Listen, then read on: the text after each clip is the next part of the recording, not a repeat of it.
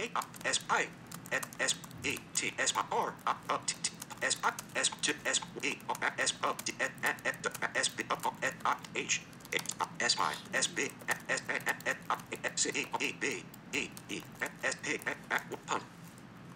I am Vincent Ricotta. I'm 22 years old and was born blind and with cerebral palsy.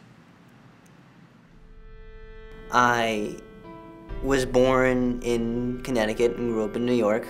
I have a twin sister, and I was born with, actually I was born premature, and a couple of the side effects of that were that I was born blind and I was born with cerebral palsy. So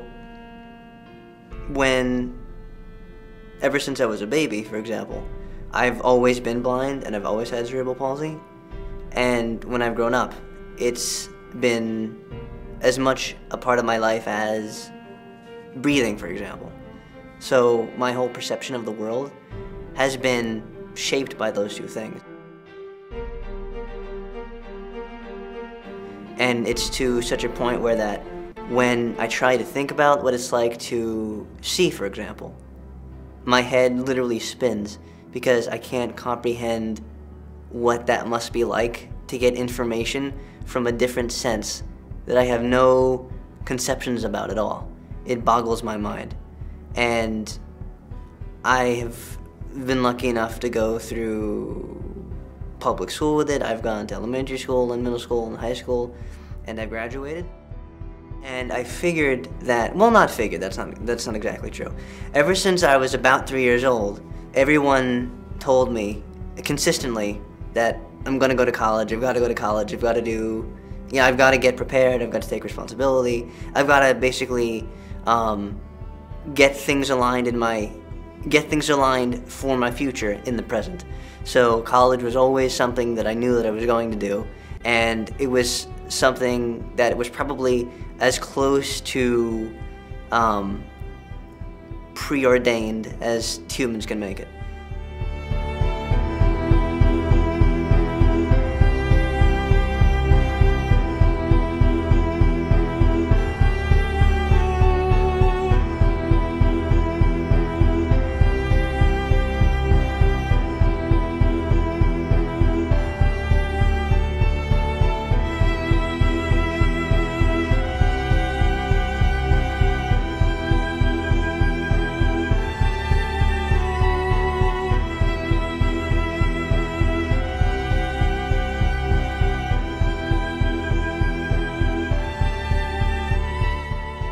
It's one of the easier places for me to navigate physically with my cerebral palsy, and I ended up meeting at open house the professor who is in charge of the studies for my major right now, and that definitely helped. And I'm majoring in the Spanish language, and not only the spoken part, but the literature aspects as well, their history of Spain, the different kind of literary movements, poetry, and the written word, all different kinds of things. The funny thing is, before I actually started speaking Spanish, languages and multilingualism didn't really interest me at all. It wasn't that I didn't care about it, and it wasn't that I looked down on it. It was just never part of my life, so I didn't really have any opinion on it. But when it came time for me to start doing things for Spanish class, then just something about it presented itself in such a way that I realized, oh, this is what I want to do.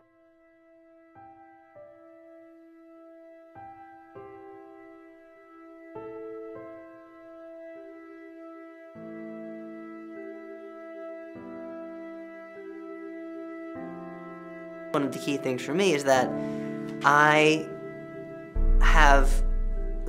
was lucky enough to be born in a day and age where technology really helps me out a lot. So for example, when I use a computer, it speaks to me. There are speech synthesizers that, it's like having someone sit next to you and read the screen to you. And actually, the programs on the computer that do that are called screen readers. And it sounds like that there's a person just basically speaking into your ear. And the way that's helped me with languages is that any language that the computer can speak well. I can learn. Safari, menú enlazos, navegación, búsqueda, bande, es, himno, problema, H, y ciudad más poblada, Tegucigalpa, enllaç, aplicació, alert, Google Alexa. Firefox iTrack USLN C60, per veure aquest contingut podeu instal·lar l'entorn d'execució Java. Podeu clicar més informació per visitar el lloc web de l'entorn d'execució Java. D'acord, botó, Safari, veu rosa, Firefox iBox HQSLN C250, Honduras, Wikipedia, Tegucigalpa, Bremer, Tegucigalpa, enllaç, 84. I can have the computer speak to me in Spanish and read Spanish text, just like I've been able to do and continue to do with things in English. So I think one of the biggest ways that it's been helpful is that I get to hear Spanish spoken as if there were a native Spanish speaker next to me. And now it's not actually a person, but it's a person's voice that's been recorded and prepared for synthesis. So that's why it sounds as natural as it would be if I actually spoke to somebody in person. I text to one of my friends who's available to take me to class. And then I walk to a specific point. Usually I walk to the entrance of the building where I'm going to leave. And once I get there, I just wait for somebody to arrive. And once it's them, then I take their arm, and then they lead me to wherever it is that we're going to go.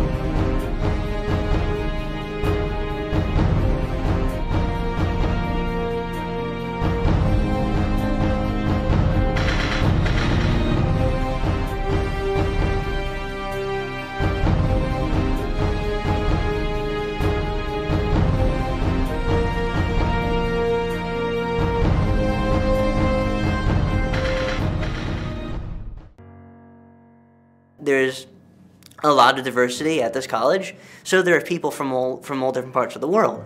And also with my Spanish major, there are people from all different parts of the Spanish-speaking world. So there are people from Spain, there are people from different parts of Central and South America, like Honduras, Ecuador, Colombia, Nicaragua, places like that.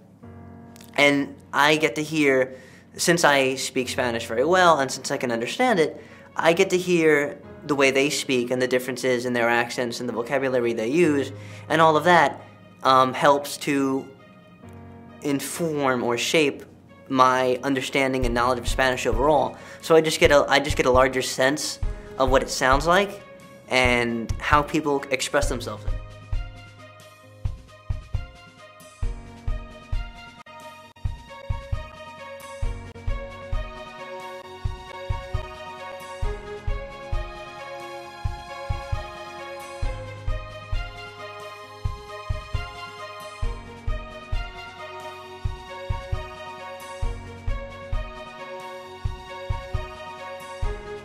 College has been around for a long time, so they couldn't basically get rid of every obstacle that was challenging me and in my way, and I just learned through just by walking around this campus, that my perception of the world was not as deep as it needed to be.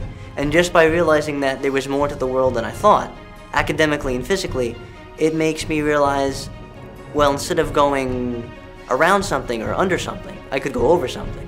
Or because I can speak multiple languages, instead of having to deal with something by myself, like if I'm traveling from here to another country, that I could just make contact with somebody at my destination to see if they can meet me halfway, or to see if they can come here, and then I can go with them instead of negotiating everything by myself. So it's just my added ability and my added capabilities that my education gives me that help me do the best that I can. So classes for me, despite the different subjects I take, there are factors that they all share that make them, for me, accessible and fun and interesting. So it doesn't necessarily matter if I am doing something in Spanish class, or for Italian, or for history, or an English class, because a lot of the classes that I attend and the courses I take, a lot of them tend to have oral presentation components, or things where we simply have to participate by speaking and get into group discussions and things of that nature. Most of what I do, if not 98% of what I do, wouldn't be possible if it weren't for the friends that I have who help me out with all different aspects of being in Manhattanville.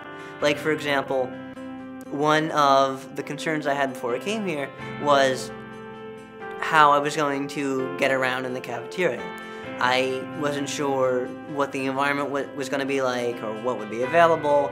I knew that I couldn't necessarily carry food from one place to another because I couldn't keep it straight. I thought what would happen if I was in the middle of the room and I tripped and I dropped everything, and then not only did I have to worry about cleaning up, I wouldn't know where anything was and this and that.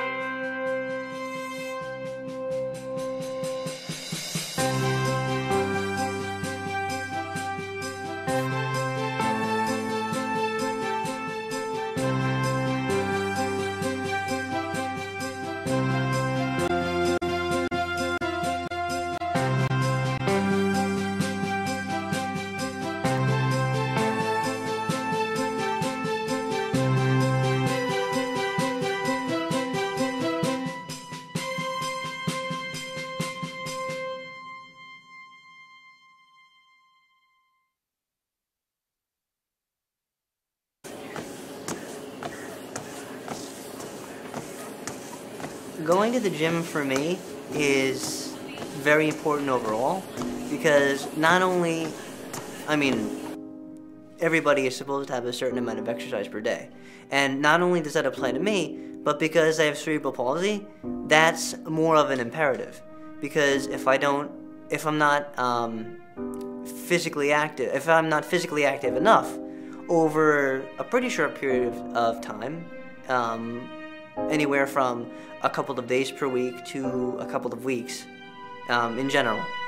If I don't do a certain amount of exercise within that time period, then my muscles tend to atrophy faster. I think one of the most important things you have to keep in mind is that I'm not the international representative for all visually impaired people and for all people with cerebral palsy. So the things that I do and that work for me may not necessarily work for another person, and vice versa. There are things that they could do that don't apply to me either.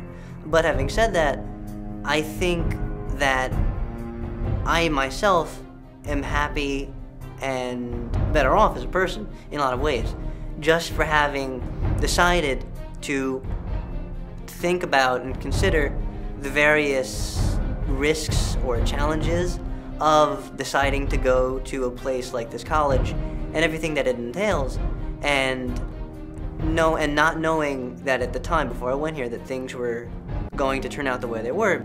I learned a lot more about not only the world but myself just because I was in this different kind of environment, and I had to do things and think differently than I had ever had to when I was at home more often or when I went to grade school. We all have our own limitations, and sometimes some of our limitations are our greatest powers. You just need to experience them to realize it.